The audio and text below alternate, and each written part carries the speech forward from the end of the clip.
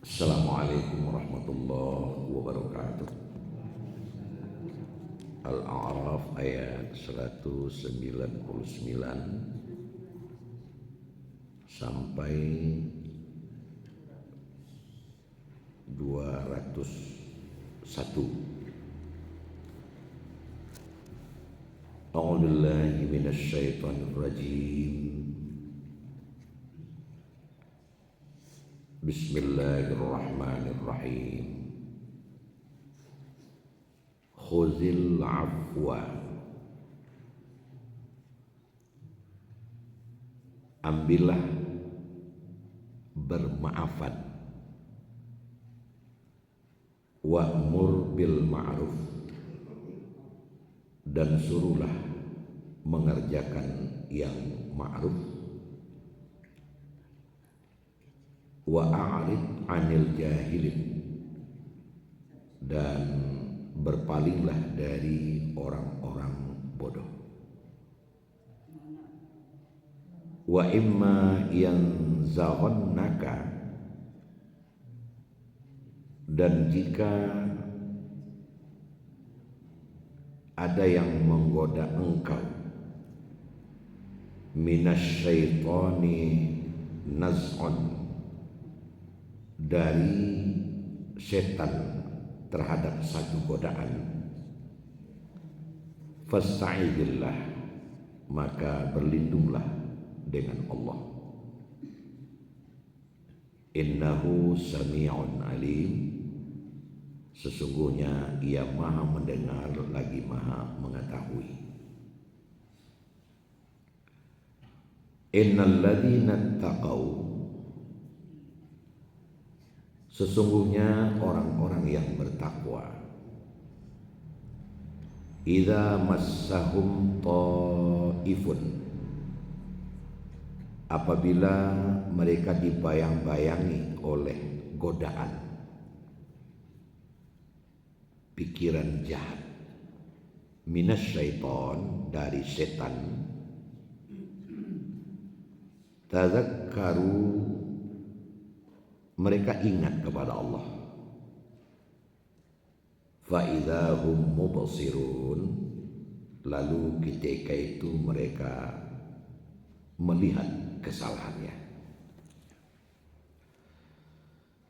Bismillahirrahmanirrahim. Khuzil afwa,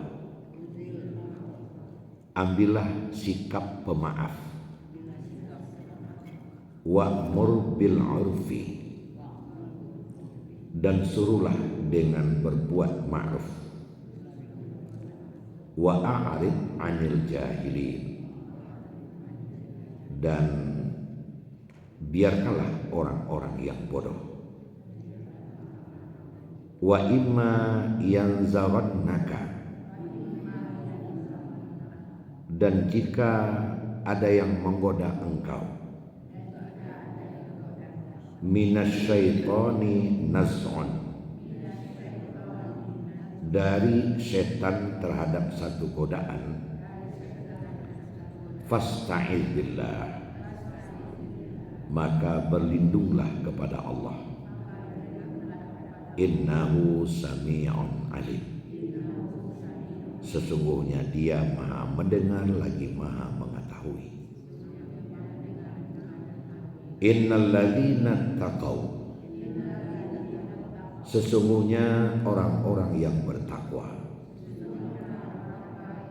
idza massahum ta'ifun, apabila mereka dibayang-bayangi oleh pikiran jahat, minasyaiton, dari setan, tadzakkaru, mereka ingat kepada Allah, fa idza hum mubsirun, maka ketika itu mereka menyadari kesalahannya.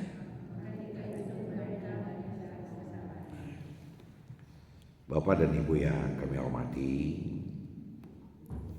ayat ini berkaitan dengan kewajiban. Nah, kita tahu bahwa Tidak saja hari ini, tapi semenjak dari dulunya. Di musim Zabur, di musim Taurat, di saat Injil. Nah, hari ini adalah hari-harinya Al-Quran. Beramar ma'ruf nahi mungkar itu adalah kewajiban kita. Nah, kalau di dalam agama kita Islam, pada masa Quran ini, itu Nabi benar-benar menegaskan man ra'a mungkaran falyughayyir. Bila kamu melihat satu kemungkaran, maka kewajiban bagi kamu untuk menanggulangi, merubah kemungkaran itu. Bagi yang punya kekuasaan dengan kekuasaan, yang punya lidah dengan lidah, yang tak punya sama sekali dengan hati. Jadi ini adalah kewajiban. Apalagi kalau kita kembalikan kepada Al-Quran juga, wa tawassaw bil haqq wa tawassaw bis sabr. Yaitu saling berwasiat menegakkan kebenaran, kemudian disokong oleh saling sabar. Jadi itu sudah merupakan kewajiban. Di dalam tafsir Al-Manar, Muhammad Abduh menjelaskan itu, bahwa amar ma'ruf nahi mungkar itu termasuk perintah utama di dalam Islam. Sehingga sampai Muhammad Abduh dengan tafsir Al-Manar tentu bareng dengan Rasyid Ridho, karena itu adalah antara guru dan murid.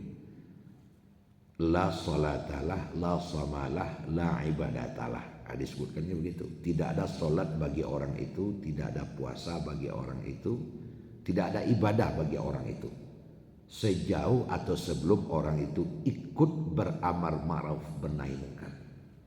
Nah, sampai segitu-gitunya. Jadi merupakan kesalahan yang sangat besar, kesalahan yang sulit untuk dimaafkan bila ada pembiaran. Nah, kita sudah paham kalimat pembiaran ini, viral juga hari ini, pembiaran. Dia rajin sholat, taat, tapi hanya fokus kepada ketaatan saja. Sementara kiri kanan mungkar terjadi, tidak ada sedikit pun menjadi pemikiran bagi yang bersangkutan. Ya, kalau yang bersangkutan tidak ada kemampuan melangkahkan kaki mencari orang yang mungkin untuk mencegah itu sudah bagian dari pencegahan. Angku, kalau dia ambo mungkin dah.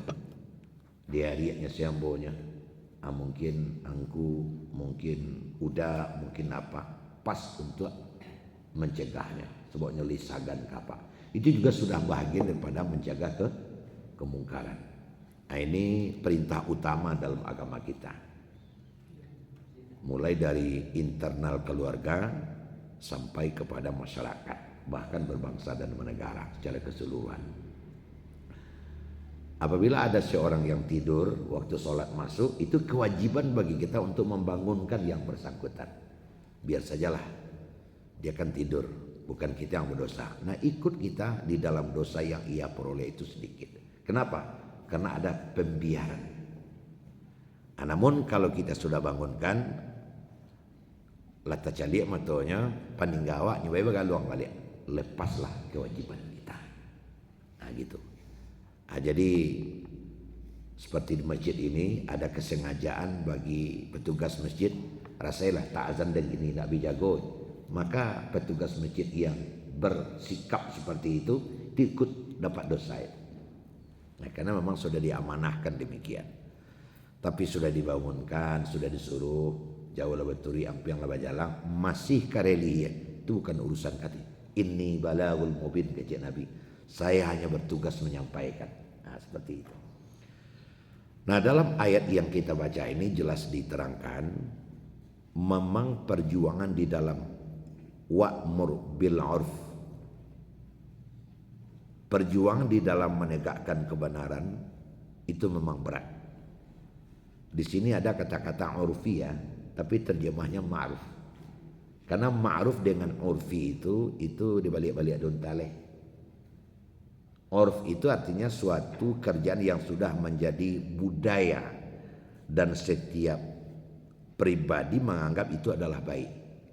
Itu namanya urf. Nah, bahasa lainnya ma'ruf, yang dikenal. Arafa yu'arifu, ma'ruf yang dikenal bahwa perbuatan itu disepakati baik.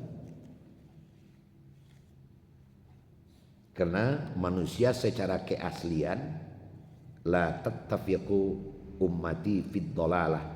Tidak akan mungkin manusia itu, umatku kata Nabi, bersepakat untuk yang jahat.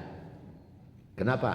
Karena nurani, bukan nurana, kalau nurana nama orang, hati nurani pasti berkata ini benar, ini salah. Kalau bahasa Jawa hati ketek. Nah, hati kecil yang mengatakan benar itu akan sama seluruh manusia itu. Kalau membunuh itu dilarang oleh agama, hati kecil pun menganggap membunuh itu memang tidak baik. Itu sama seluruh manusia. Itu namanya urf. Sudah menjadi budaya.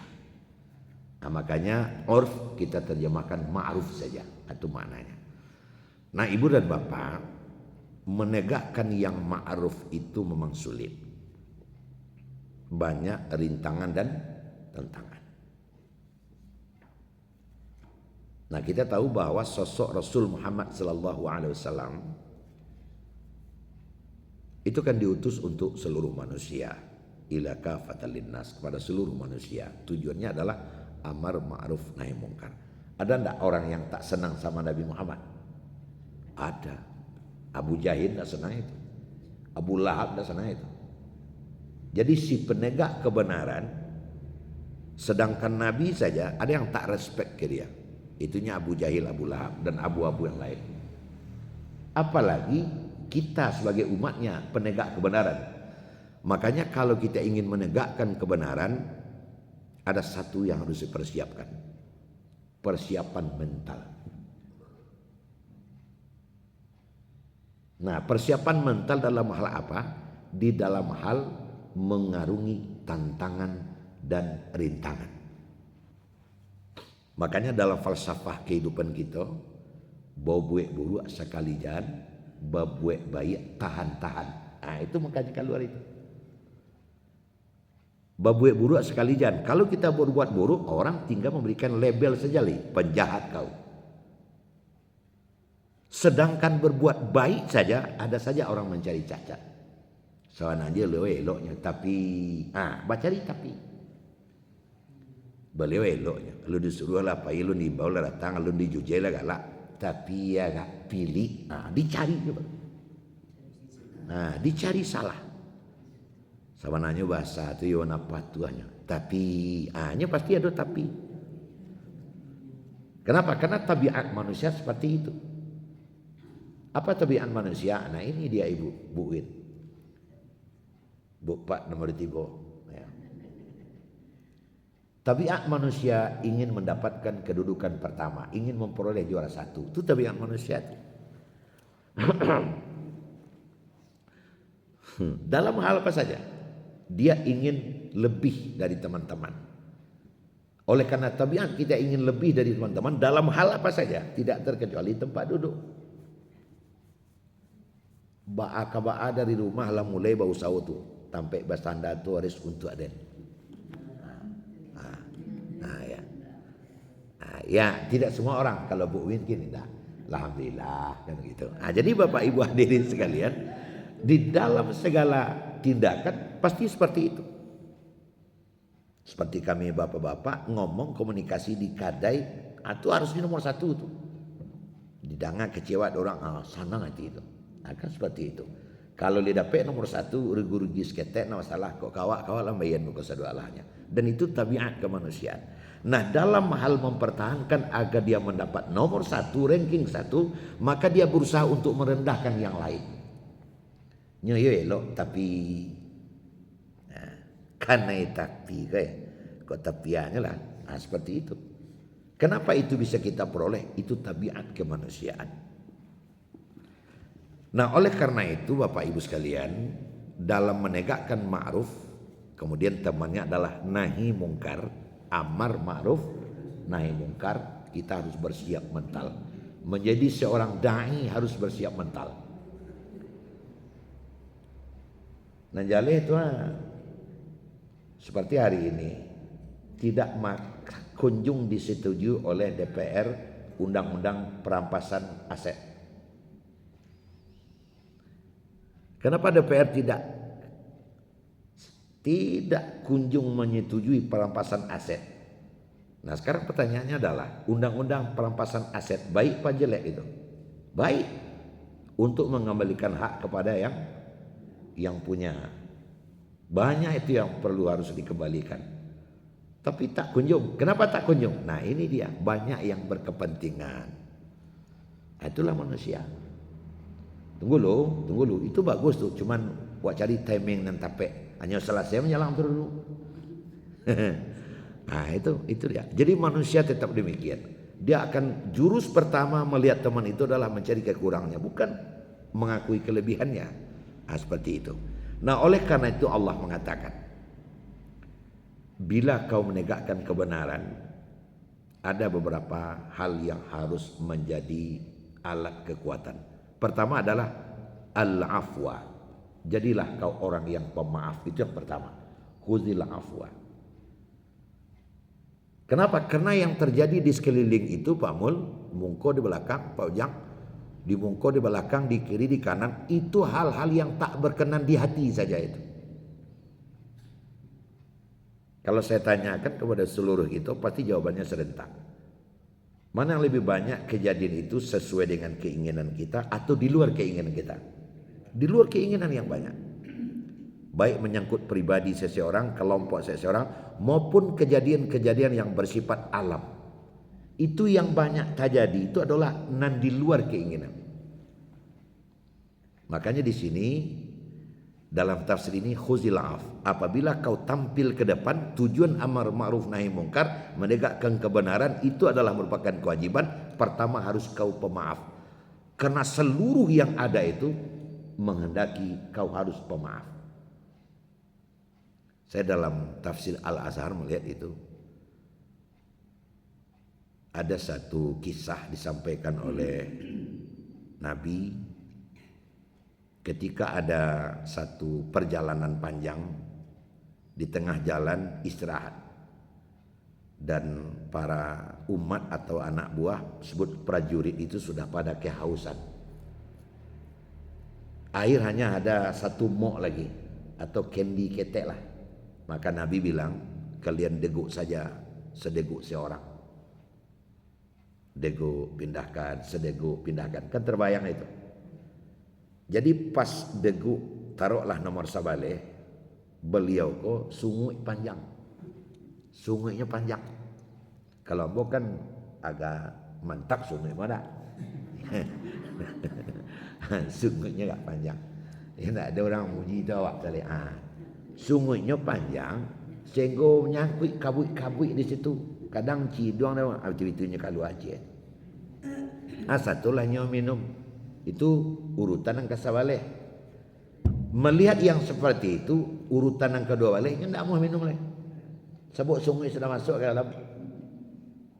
Dia pegang, dia pindahkan saja ke yang nomor 13. 13 terus minum sampai ke ujung. Nah, hampir sampai ke tempat tujuan, letih lagi. Yang tak minum lagi sangat letih. Rasul, saya sangat letih Rasul, biar saya sampai sini saja. Dan engkau dengan sahabat lain meneruskan perjalanan. Kenapa begitu? Hausku tak tahan. Kan sudah minum tadi. Aku tak minum Rasul. Sebab nomor sahabat si sapar tu je. Sungai panjang mana? Kumuan apa lebon. Rasa-rasa masuk ciduangnya ke dalam muk tu. Ditabik malih bo. Nabi menghirup nafas panjang. Par, apakah kau akan berbuat seperti itu mirara terus menerus sehingga kau harus menahan lapar sampai kapan? Lalu di mana kau akan mencari orang yang kumisnya bersih dan harum? Nabi. Sekarang kau yang merasakan haus. Tidak ada ke masuk ciduang pajak ke dalam tu. Itu rasa saja. Jajok. Jadi bagaimana saya harus bertindak ke depan Rasul? Maafkan enam panjang sungai itu. Jadi Bapak Ibu dalam keseharian basah kan banyak kita lihat itu.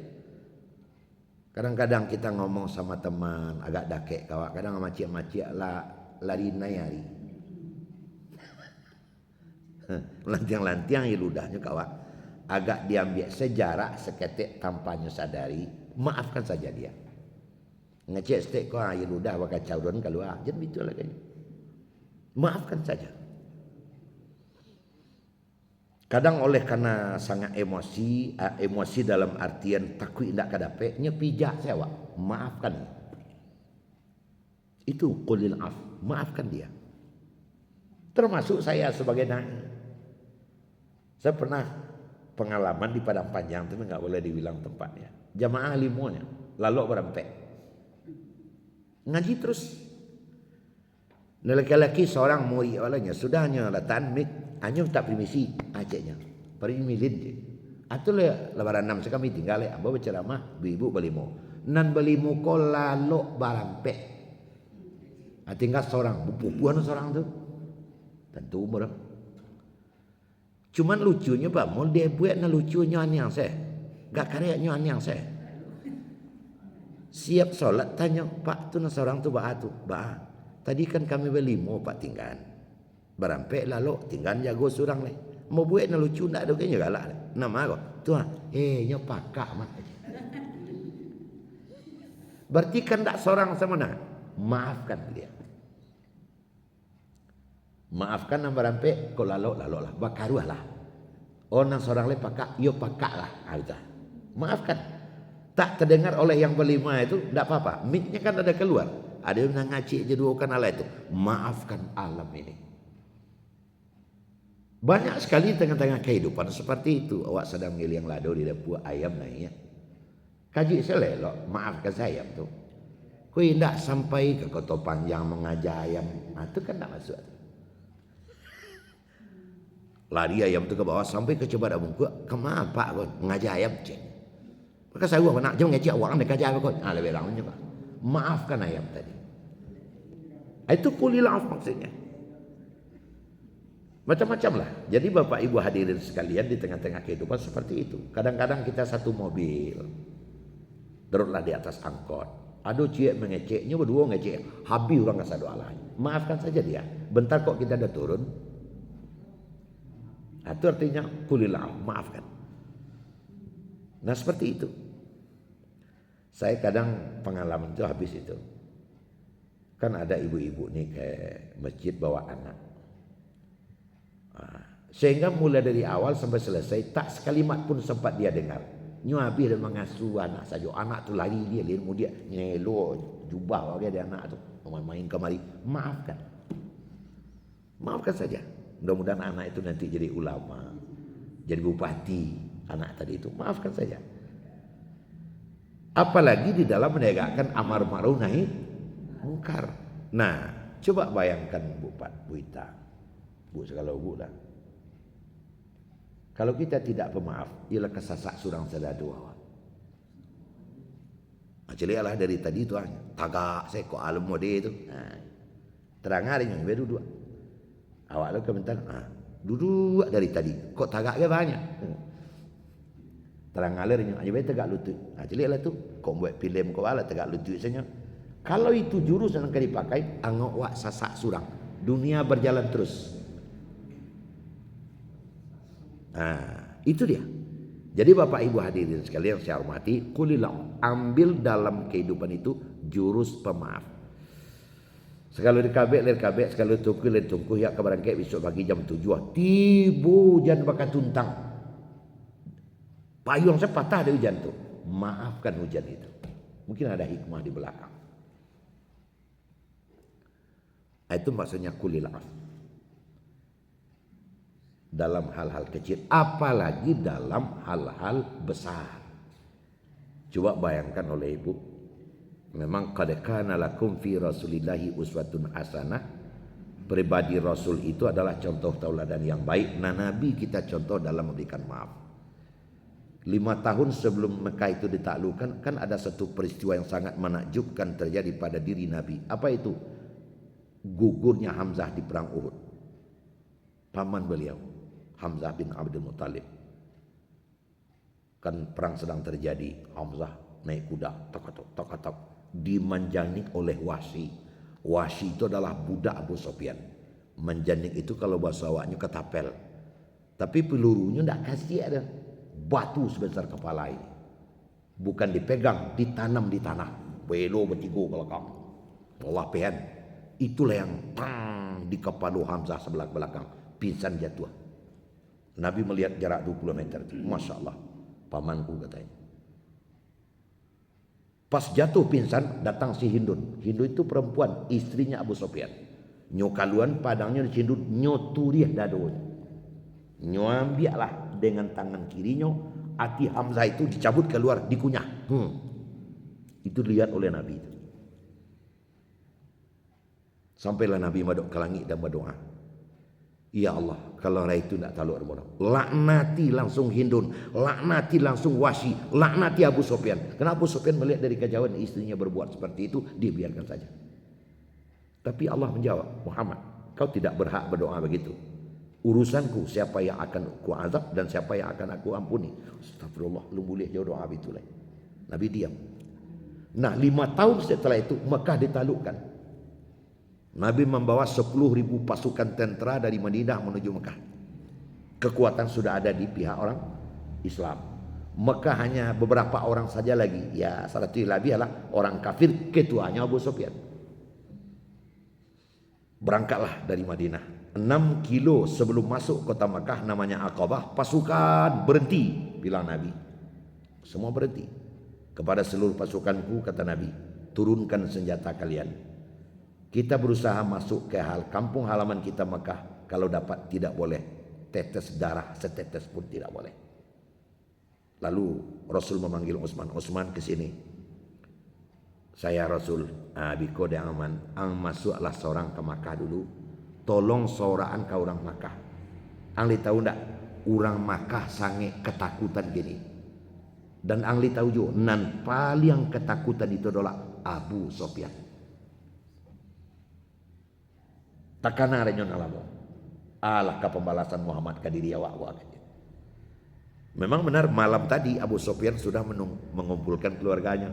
Si Hindun, istrinya dan anak-anaknya. Dimbawa anak pelengadang. Namun si bujang. Samui paujang. Kemari. Ayah lah. Ang nampal yang gadang. Adik-adik yang banyak. Ang tahu. Pasukan Muhammad yang datang ke Madinah. Lah di Aqabah kini. Kalau pernah manjangkau arah pasar wa'ala 10.000 pasukannya yang singa-singa lapar, harimau-harimau baga ditawa asal masuknya ke Makkah dan dicancangnya dulu sebab mamaknya dan bitun membunuhnya dulu berdua je induang.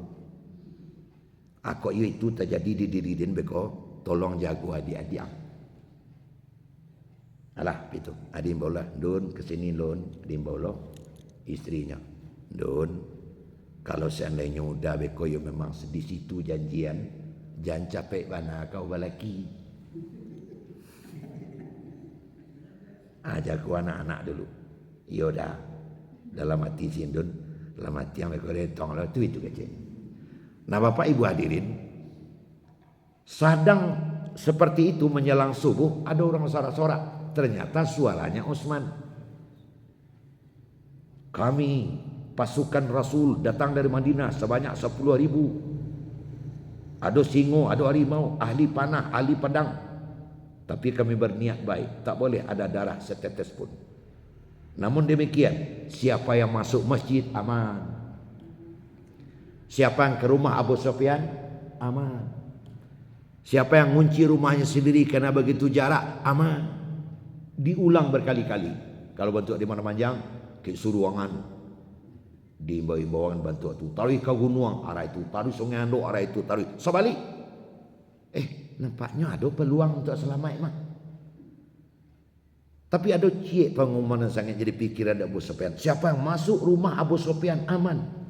Jan kaden nan kaman na masuk rumah dan aman. Apalagi den sendiri. Akhirnya berapa lama? 1 malam 2 hari dibegitukan oleh Nabi. Masjid Haram rami di manusia. Nang ketek nang kadang lah tuan nombor 2. Ada nang gaek nyiri yen anaknya. Ada nomor anak Apa yang beranak teteri ke sana? Magarobaan. Itak di orang mati kok. Rumah Abu Sufyan penuh ate bawah. Dia teto ada WC. Dibuka berampek dalam WC itu. Dia takut mati. Tapi dia lah lamut. Tarapuang dak anyut terandam dak basah. Waang sebanyak beranam. Tolong angkawal den manami Muhammad kini juga. Dia antila tuan-tuan dia karek-karek mutilasi beko. Ndak. Saya ingin menemui Muhammad. Akulah mulai berubah dalam pikiran. Akhirnya dengan sangat takut berenam orang mengawal Abu Sufyan. Muhammad lah dapat kabar. WA lah masuk. Wahyu lah tiba. Muhammad siap-siap ada tamu agung mau datang Abu Sufyan. Siap ya Allah. Datang. Sampai di tempat itu lah nampak orang sedang duduk-duduk. Muhammad saya datang. Abu Sufyan saya sudah tahu bahwa kau akan datang. Sekarang begini Muhammad, tidak perlu banyak bicara. Kau dengarkan saja apa yang akan aku sampaikan. Asyhadu an la ilaha illallah wa asyhadu anna Muhammadar Rasulullah. Abu Sufyan masuk Islam. Nyok aja Nabi nyok pagui kaki Nabi. Kan terbayang waktu sinetron ya. Abang, kan itu. Nyok kaki Nabi. Nyopagui kaki Nabi dibiarkan sejenak, kemudian Nabi memegang bahu Abu Sufyan. Ada yang kayak kata pas bentuk sinetron. Apa yang kita contoh di situ? Pemaafnya Nabi. Tuan Abu Sufyan, dengan kedahsyatan kalimat yang baru saja kau sebutkan sebentar ini. Abu Sufyan sebelumnya calon neraka, sekarang calon surga. Dan dengan kedahsyatan kalimat itu pula Abu Sufyan dengan Muhammad selama ini busuh bebuyutan. Kan Nabi ingin membongkar yang lama itu. Tapi dengan kedahsyatan kalimat itu selama ini musuh bebuyutan, sekarang bagaikan saudara kandung. Dipagut dia Abu Sufyan balik. Yang sudah-sudahlah. Mari kita pola menghadap ke depan. Nah, betapa pemaafnya Nabi. Kok bializar lah Muhammad gitu. Lapie juga 2 kali. Lapis suak lebih 3 tahun belakang dia giku aja lah. Baru dimaafkan. Tapi Nabi langsung maafkan.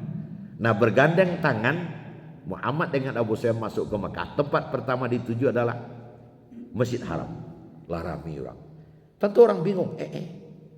Ini musuh bebuyutan kok jalan bergandeng. Itu Abu Sufyan atau hantu? Saya bukan hantu. Saya benar Abu Sufyan. Sekarang saya sudah menjadi pengikut Muhammad. Ujung-ujungnya saman saji masuk Islam. Kan seperti itu. Dari Masjid Haram ke rumah Abu Sufyan rame nyulai. Bertambah orang peninggalnya nampaknya. Dan cemas-cemas itu. Waduh Abu Sufyan sudah mati. Abu Sufyan sudah mati. Kira datang baju Muhammad. Itu Abu Sufyan. Betul saya yang datang. Sekarang sudah menjadi pengikut Muhammad. Sarumanya dia teatok dalam rumah. Dalam kandang masuk Islam. Itulah yang digambarkan dalam surah An-Nasr.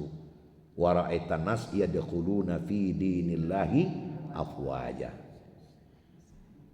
Idza jaa nasrullah itu.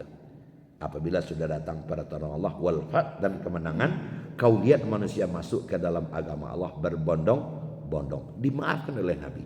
Baru di situ Nabi mangguk-angguk. Ikulah hikmahnya. Kalau lah langsung kayu bersambut kata bajawe doa dan 5 tahun yang lalu dikabulkan oleh Allah, tunda ado Abu Sufyan le, tunda ado Wahsy le, tunda ado Hindun le. Tentu tidak ada orang masuk sekota kok ke Islam. Sebab setelah masuknya Abu Sufyan ke dalam Islam, Hindun masuk, Wahsy masuk, sekota Mekah masuk. Kan begitu tadi. Makanya Allah bilang, Muhammad jangan doa begitu, ada rencana besar di belakang. Keranca awak pemaaf. Makanya kalau ada macam-macam yang terjadi di muka di belakang diri kita, jangan cepat sakit hati, jangan cepat ngambek. Kenapa? Karena ada di belakang tu hikmah yang barangkali sebentar bawa baru tahu. Maka maafkan yang terjadi. Apalagi di dalam menegakkan kebenaran.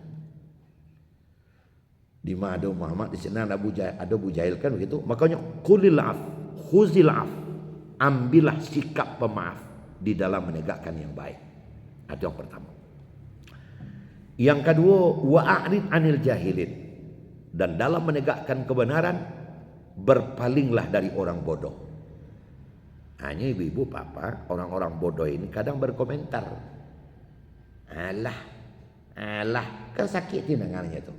Wa'rid, jangan dipandang, itu orang bodoh. Sebab orang-orang bodoh itu dia mengambil kesimpulan pendek. Kesimpulannya pendek, pemikirannya pendek. Apakah kita juga akan harus berpemikiran pendek? Makanya maafkan saja. Orang bodoh hanya apanya orang bodoh itu Pak Mul, anak kecil. Awak berjalan, ada anak umur 3 tahun berkata-kata kasar ke kita.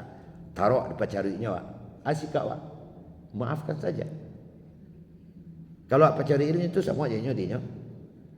Acang buayang. Itu lain gitu tuh. Maafkan saja. Jadi kalau orang bodoh berkomentar, jangan kita ikut jadi bodoh pula. Biar saja. Saya sudah berkali-kali itu kadang emosi gini, diam saja kita dulu. Berapa banyaknya orang yang kita pimpin, anak-anak buah yang kita pimpin itu macam-macam karakter. Kita diam saja. Tapi kalau menangis minta maaf orang, kau rubah. Coba kalau pas dia emosi kita juga emosi. Tak jadi itu barang. Tapi maafkan saja, seolah semuanya akan jadi aman. Banyak terjadi hal yang tak diinginkan karena tidak ada maaf. Tidak ada maaf untukmu. Itu nama baik. Makanya wa'adin anil jahilin, cepat palingkan dirimu dari orang bodoh. Orang bodoh mengambil kesimpulan itu terlalu cepat. Jadi baka cik tadi kan ada je cik tu. Baka cik buat tadi kadang mandi ndak baju nak tukar-tukar deh baunya leh. Maafkan saya. Nyu kan tak lalu sama Jawa. Maafkan saja. Biar badai pasti berlalu. Aku indak dek karena surang tua ndak lo datang awak ndak lo tibo. Tu ndak pemaaf namanya. Malah rin si baun tu duduk alur kayak demi kocek. Maafkan saja. Gak lambe awak tibo stek senggo jarak perinyo. Taktik salah.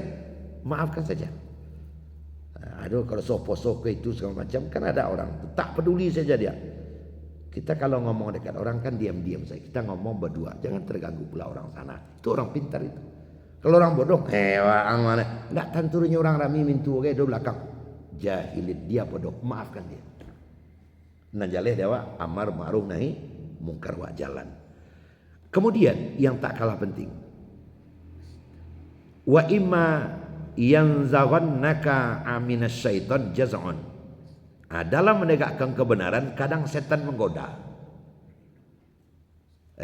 Cik setan, umpamanya kok nama awak si Rudi bagai Rudi. Mangang siang babi hari malam babi minyak bana. Untung rugi dan katinya lah nyok bisikan setan.